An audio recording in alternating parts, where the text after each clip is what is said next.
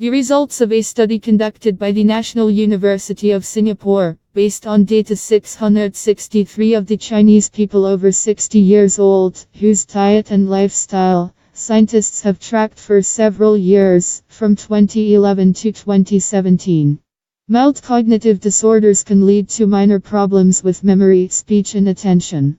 These problems are not serious enough to fall under the definition of dementia.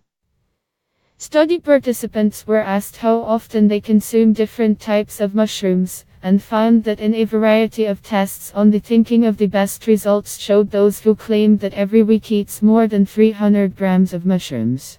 The researchers draw attention to the fact that mushrooms are one of the most dietary products by the number both in antioxidant and anti-inflammatory drugs.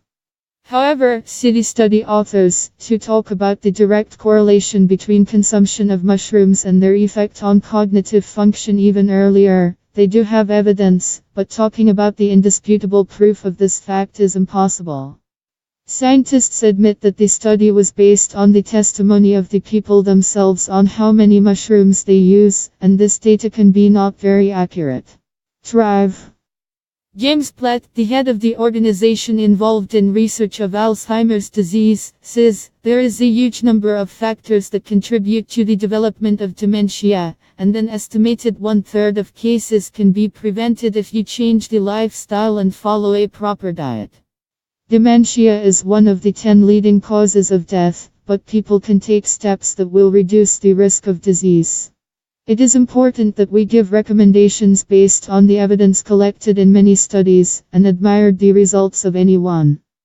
A diet rich in fruits, vegetables and mushrooms are fine, but my main advice is to reduce sugar and salt intake, be physically active, try to drink less and smoke, said Mr. Platt.